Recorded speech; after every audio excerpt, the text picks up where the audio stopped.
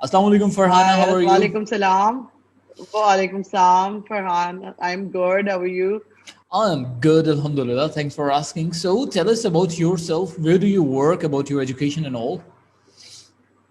Farhan, I actually am working at LUMS. I hope you've heard of it, the Lahore University of Management Sciences. As a teaching fellow, I teach writing and communication, and I've been working there for the past 10 years now. And it has been a decade, come to think of it, yes. And I've come across. And my qualifications, I've recently finished um an MSc in Applied Linguistics for Language Teaching from the University of Oxford. Before that, I have Amazing. already done an MPhil in ELT, English Language Teaching, that is, and my bachelor's surprisingly is in architecture from National College of Arts. So quite, I diverted my field from architecture to language teaching. And what could be the reason of this diversion? Oh, all right. You could say that English has or language has always been my first love, so to say. So this happened. The moment I got my bachelor's, I got married, and then my husband is in the government sector. He had to get posted at different places, and that to remote areas, and they hadn't heard of. Engineers, I mean, architects, they have no clue what architects are. They would say, "Oh, engineer, it's just an engineer," and that too. I think that was a couple of decades ago, like 20 years back, and that too, a woman being an architect was a rarity, a complete dilemma for them. And working in remote areas, you can imagine you couldn't get anything. So I True. thought once we settled down in Lahore, it had been quite some time, and I had on top of it, of course, the responsibility of raising my kids. I have three kids, mashallah. They're grown up now, but once Mashallah. I sent my third one to school, I decided I had to do something because I, for one, am a person who couldn't stay at home and do nothing and just be a simple homemaker. So I'm not taking anything away from homemakers. I totally salute them because it requires a lot of Yeah, dedication. even they are doing Because a I have been marvelous one, job. I am still one. All right, True. that part of it you cannot take out from your personality or your. That's one of my job descriptions, so to say, and it's a major one. All right, so I had to pursue something. So I started first of all teaching. I started teaching, and I kind of liked it because it also suited my timings. Plus, I started off teaching as an art teacher. That I didn't like. That I didn't like because children, yes, they loved art, but teaching art because art, as a subject is not felt important enough or is not significant enough in our curriculum, in any school for that matter. It is always the art period which is being completely either taken up or substituted. If any of the teachers need an extra period, either it is sports which is absorbed or it is arts which is absorbed. So these I mean, art especially was a subject which was not taken seriously. Plus I thought, might as well. Then I started thinking, and I always had, as I told you, I've always had a liking for language. So I got enrolled in a postgraduate diploma program that was taking place in FCU, Foreman Christian University, Yeah. and I had a ball there. I That was a 1 year diploma. I topped that course. I got a perfect CGPA of 3.88. I mean, that was high, considering that I was actually competing with the veterans of the game. These were professors. These were lecturers who had already been teaching in the field for about a decade or even more. And I topped that course. I was amongst them, and my peers were quite qualified teachers. So Hmm. I that really gave me a lot of incentive, and that really pushed me to pursue it as a career. So I thought Amazing. I have it in me that I can do it. So then I enrolled myself into the MPhil course again in English language teaching at Kinnaird College, Hmm. KC. Hmm. So that is I was already an alumni because I had done my intermediate from Kinnaird. All right. So I really liked the college, and I did my MPhil in ELT. That was a couple of years. Hmm. That's a 2 year program, and then the moment I got my, I once I got done with my MPhil, I Hmm. started teaching at LGS, and the moment I got my result, I resigned, and that was very sudden. The Hmm. principal said, "Why did you resign?" Because I have got my result. There's no stopping me. And I started applying at various universities. I had already landed with a job at Park Ames. That was not a very big institute, but that was the starting point, the Hmm. stepping stone, first stepping stone when I, embarked upon the journey of teaching at a tertiary level. That I All right. really like because Hmm. now I was dealing with children or students who were, much mature as Hmm. compared to obviously students at the primary or the secondary. Because I was teaching at LGS at the secondary level, I didn't find it very appealing. So Hmm. I went on to teach. Then I got into tertiary, and then from there onwards, and then I taught at UCP, then BNU, and then finally I landed at LUMS. So that was my final goal, and ever ever since then I've been teaching at LUMS. That's It has marvelous. been a decade now. Hmm. So that's Amazing. my journey. That's my journey so far. That's great. That's great. And then recently, I have done my master's in uh, applied linguistics for language teaching because, again, I think you cannot stop studying till your Yeah, true. deathbed, I guess. True. And Hmm. my family says you are crazy. I mean, why are you putting yourself through? Because I was studying as well as teaching full time at LUMS. That was really really hard. Perhaps that's why I have lost my my eyesight has gone so Uh-oh. it has been affected so Hmm. badly That's a because of marvelous thing that you have done, and you are an industrious person now that we can imagine. We can feel that from your story, from your words, everything that you're saying. Like you were a full-time teacher at LUMS, and plus you were doing your own master's degree. It's really a hard nut to crack. It's not easy. We can understand that easily. exactly, and that too from the University of Oxford. They give you Hmm. 50 pages of readings and then they tell you to critically analyze it in just 250 words, and that's not an easy task. True, true, true. It's really, really hard to write shorter, Hmm. you know, shorter essays or shorter paragraphs than to write lengthy essays. It's Indeed, really hard indeed, to write indeed. Hmm. shorter versions. All right. So Farhana, just as you were saying in the beginning that you had already liked this English language to be specific. So what exactly Mhm. was there? What was something that had caught your fancy that English is my thing. I want to work on it. I want to teach communication or Okay, writing. then I'll have to go back in time to my childhood and then explain why it actually sparked my interest. I had always been an avid reader, All right. reading either reading fiction, literary stuff, or any other thing. I would read myself to sleep.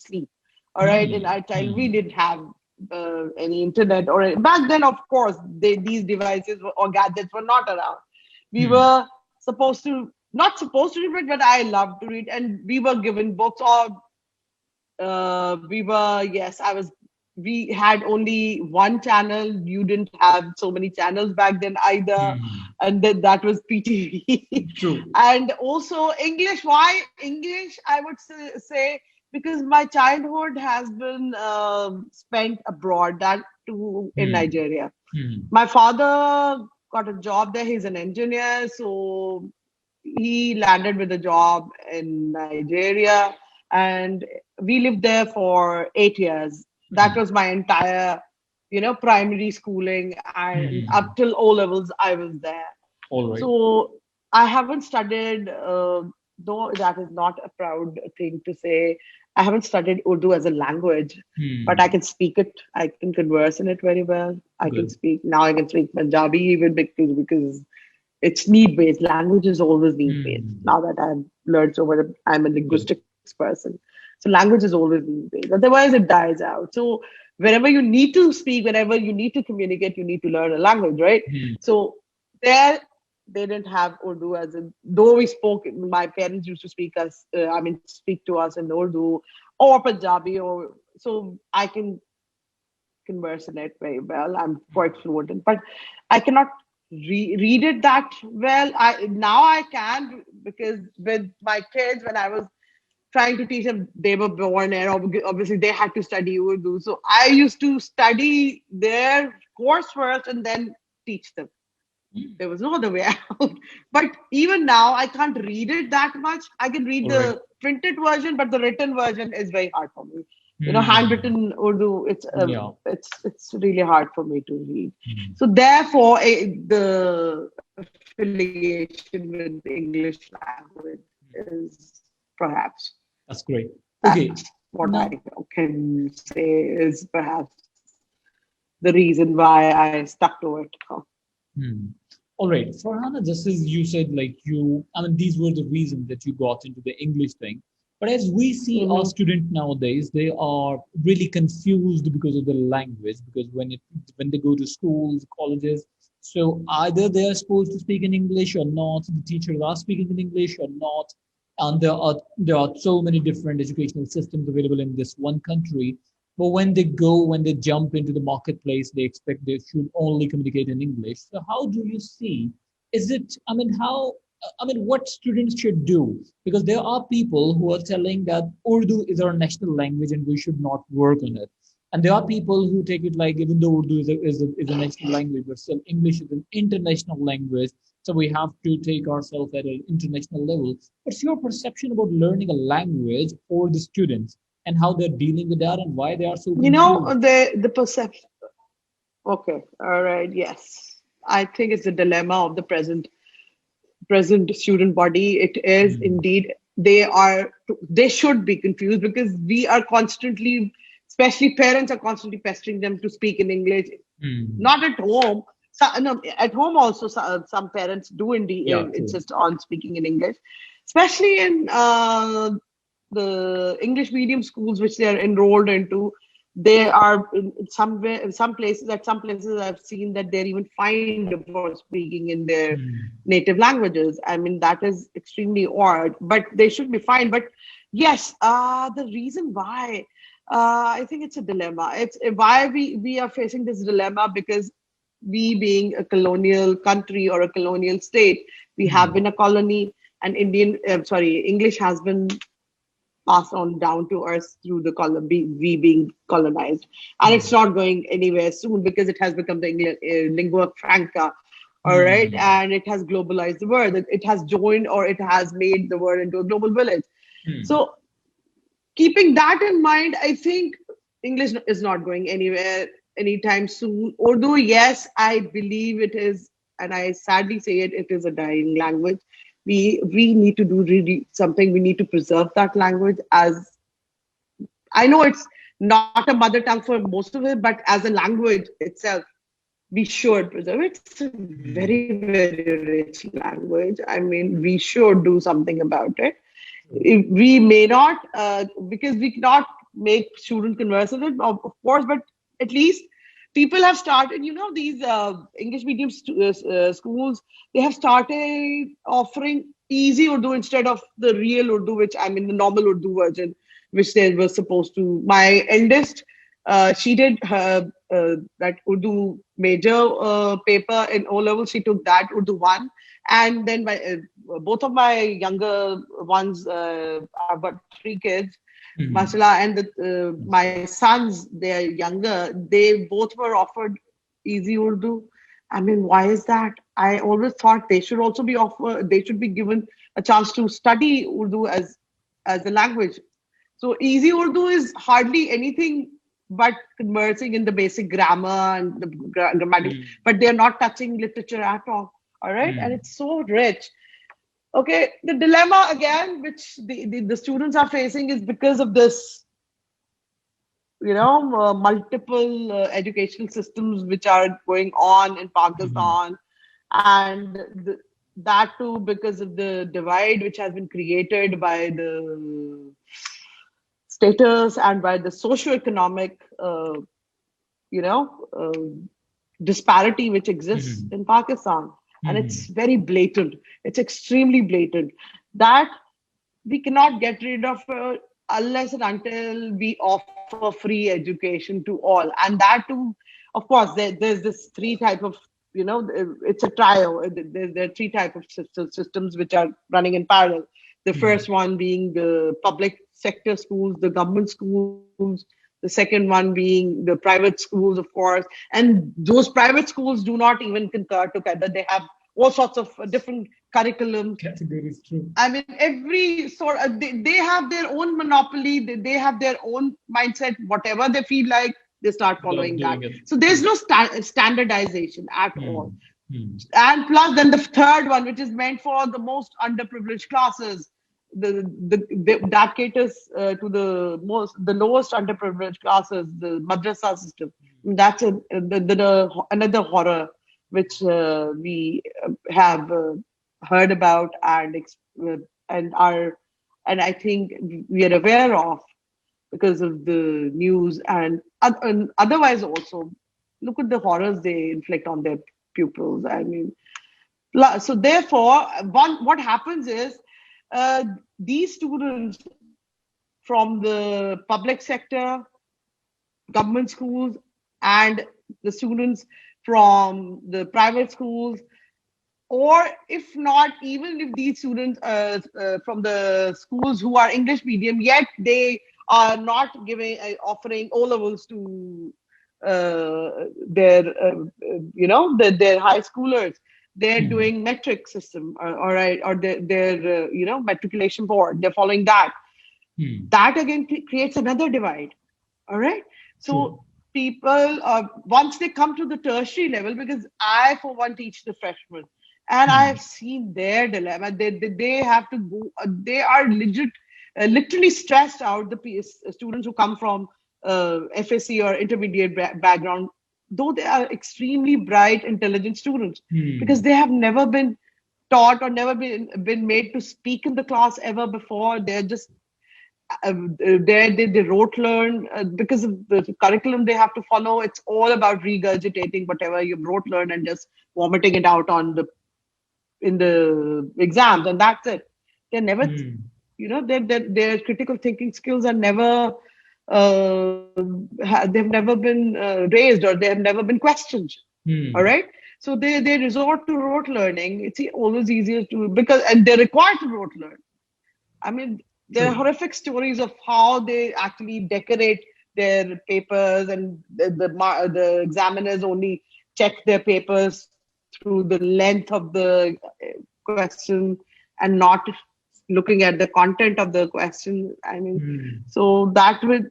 all these divides have created the disparity and the confusion and the complete chaos which exists right now Mm. in the Pakistani education, True. you know, scene. It's terrible. It's Mm. completely, so you can't blame the students. So True. the government needs to step in, or perhaps other NGOs need to step in to at least standards, give them some sort of standardization so that they Mm. can be, and not some below par standardization which is required. Something Mm. which is at par with the rest of the world, which of course it's now everything is available at the click of a button. Even students sitting somewhere in a remote village is able to access net, True. or obviously, and they should be taught whatever. Are their minds any less or anything? No, they should be taught whatever other Mm. students or people or students of the larger cities or better privileged schools True. are being, whatever education or knowledge is being imparted to them. All right. Good. So Just that as is the Farhana, reason of the chaos. just as you were sharing the Hmm. problem side, and in the solution side, you were sharing that government should step in or some sort of NGOs should step in. Once they step in, what they have to do, what could be the baby step from where they can take a start in your perception? The baby step is, it could be, I know it's easier said than done. I know it's Hmm. always easier said than done. Imagining the imagining the disparity, the amount of disparity, the diversity which we face Hmm. in the different. Not even the private schooling is concurring to a standardized curriculum. So Hmm. they first of all they need to standardize the curriculum, and the various these provincial educational boards, they need to sit down together, Hmm. and they need to formulate a curriculum which is perhaps, I think, this I've heard the news that they are now going to implement a national curriculum which is going to be, I hope it is, It's a it's big in thing. step with the rest of the world. Hmm. It's a big thing. It's a huge thing. So look at our, I that could be, that might be, uh, thought of as a cliche. Look at our neighboring country like India, because we have the same problems. They have also been colonized, and we have pretty much been have gained independence at the same time. Hmm. But their public sector or their government schools are much better, and their curriculums are way higher, way up to the mark as compared to the ones which we are. Because in our public sector schools, there's a lack of trained teachers. B, there's no accountability. C, there's the curriculum itself is very perfunctory, and nobody Hmm. follows it. And again, the teaching strategies are extremely archaic, Hmm. outdated. They're still following the grammar translation method, which has been completely made Obsolete. obsolete now. Nobody Hmm. follows it anywhere. Hmm. All right. So again, since I'm a linguist, why are they teaching language, English language as a subject? It's supposed to be taught as a language. All right. It's a different thing. It's a Hmm. different thing. Yeah, these are two opposite things. It's a means of communication. It's a means of communication. All right. Teach it as a language when if people take English literature. All right. Not English language. Language should be taught as a language, as a Hmm. means of communication. So they just translate it, and that is the entire purpose of it. Or they don't learn their essays or whatever. And They then memorize again, it. Hmm. they never revise it. They never revise it. Those stories, they have been going on since forever. I think since pre-partition, they've been there. Even the intermediate curriculum, English intermediate curriculum, it has never been revised. Now, Hmm. perhaps in the national curriculum they might revise it, hopefully, and hoping for the best. I hope Imran Khan does.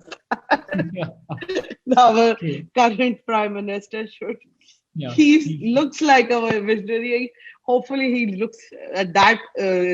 Imagines very good and has something very clear in his mind, because this is an outcome of a very confused thinking. Whatever we are Hmm. seeing right now.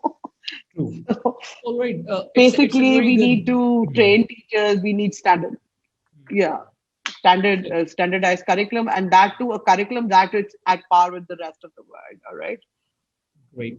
Well, it's a very well said explanation. I must appreciate that because you have explored things which are, I mean, which are the reality, and people usually don't talk about that, or they don't understand that. They do feel it. This is the problem, and nobody is there to might be give us a solution for that. People do have the solution, but might be they don't have the power. But anyways, moving on. Now, if these all are the problems, and we are the part of the system, now the point is why student is suffering. What would you suggest to the students? How can they get best out of this system that we have, and how they can make See, what themselves happens is, productive and ready for the okay. market? No. So it's basically what I would suggest, because I'm only dealing with the tertiary students, Hmm. obviously, and when they come to me, as freshers or freshmen, or we call them freshies now. Mm-hmm. So to be, we are not anymore calling them freshmen, to be more, gender neutral.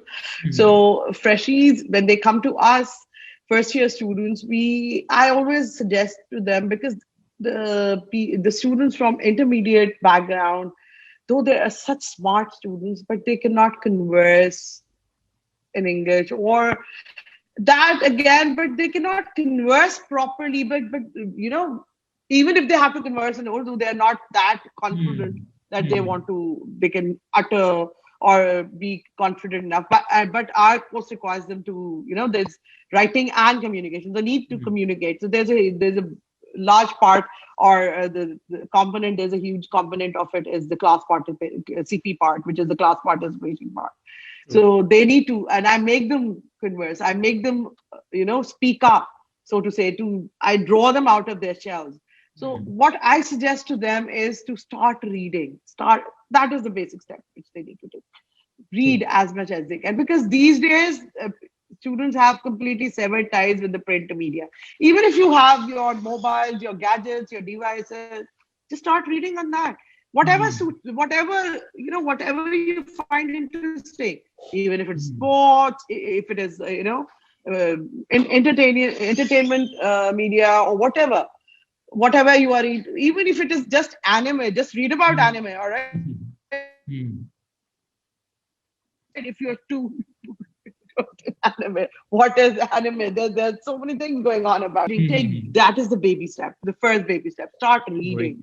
All Mm-hmm. right. So even if you just read, start from one paragraph to two paragraphs, then start reading every day. Make it a point, and start learning new words. Just We used to play a Mm-hmm. game with dictionaries in back in our day, when we never had these gadgets and everything. So what we used to collect dictionaries, and everyone had a dictionary, and we used to time ourselves up and find a new word, find a word. The word was, you know, uh, one person would, name the word, and then we had to find that word. I mean, imagine the Mm-hmm. exercise. Imagine we were going through the entire thesaurus or the dictionary, and our eyes are Find that looking word at of new words. hmm. As we go along, we were looking at that word, but in the process, we were also looking at so many other words. True. All Good. right. Hmm. So it was making us familiar with those words. We were not afraid to explore or dive into the Hmm. magical word of words. All right, which I call that. So these days, it's so handy to just. I have all the dictionaries in my. I still Hmm. use my dictionary. I tell that to my students. Learn new words. Make it a habit. Just learn new words. For start from 2 to 3 words every day. All right. Hmm. They have SATs. Learn them and start using them in your sentences. So Hmm. I think, at least as far as language is concerned, they can easily, improve that language. But for other things, just do not. There's this huge thing which is called critical thinking skill. Hmm. I mean, that they need to acquire. That needs to boil down to the grassroots level. Hmm. You know why this has been instilled? Why this rote learning method has been instilled? We have inherited it from the colonizers. All right. Hmm. It was their grammar translation method. Now they have shifted to critical thinking skills. We are still following that. All right. True. All right. We are still following that. So Yeah. question the obvious. Just do not accept anything on face value. Hmm. Good. All right. Two So plus it means we two have to need analyze it, not be, I know explore it's it. always four, Hmm. but it could be something else also. It could be something else. Think out of the box. Think out of Good. the box. Think creatively. And that is how Right? we discover That new things. the Hmm. moment they start, that is how you discover, become curious about it. Just do not say, oh, if the teacher is saying it might be right. Forget it. To the matter that ends the matter. They stop thinking on their own. The moment they start thinking on them, now they have the entire world available, accessible to them at the click of a button. True. Explore, research. This is the era of researching. That's it. Well, That's Farhana, the best way they can. these are really good suggestions to the student that they should, I mean, learn, they should explore, they should let the question rise in their mind. They should have critical thinking skill. They should explore. Curiosity is the key of learning. So Curiosity. it's not Though like it they are always only, killed the cat, but this will yeah. kill the cat of your the rote Hmm. learning cat, not the good, all right, not the critical thinking Might be the cat, cat all is the right. vicious one, so you have to kill that. Yeah. So Yes. yeah, true. So these were really good suggestions from your side, and I believe if we all start following these instructions, so if we all somehow develop the critical thinking skill, we somehow Mhm. develop the curiosity in our own self, and we really, we get the hunger to get some new learning, not because we Hunger. have to Exactly. do or pass an exam. It's because we have to learn it, explore it, Exactly. vision. These are the things. Good. And I say, how do we, there's this dilemma again, why the student is so depressed. Most of the students these days are depressed. I've come Hmm. across students who are constantly anxious. Why? Because they're constantly running after marks. How do you get these bucket load of marks these days? We never used to have these sort of marks. We never used to have any tuitions or anything. We were just 1040 or studying for 1050. to learn things. Exactly. Hmm. And do you think standardized testing is a measure of your intelligence? No. You might be having a bad day. On that bad day, you're tested. Should you be labeled as a person who is a dumb person? Never. You could never be. You might have some other aptitude. You True. may not be a mathematical whiz kid, or you may not be. You may have exam anxiety. People do have Hmm. it. Students True. have. Most of the students have exam anxiety. It's a condition. Can Hmm. you name them any less than other students who can sail through such exams? This True. is unfair. It's really Yeah, unfair. you're right. All Well, right. Farhana, thank you so very much for your time, for your suggestion, for You're your welcome. ideas, for everything that you have said and you have shared with us, and your experiences and everything. And I hope so. I mean, this was really good listening to you, and I hope so. This would also give the benefit to the viewers as well. Thank you so very much for I your hope so time. too. Inshallah, it will. You're welcome. It was Pleasure. lovely talking to you, Likewise, Farhan, Farhana. and thank you for inviting me. A pleasure is all All right. mine. Take care, stay blessed. Allah Hafiz. Allah Hafiz. Allah Hafiz.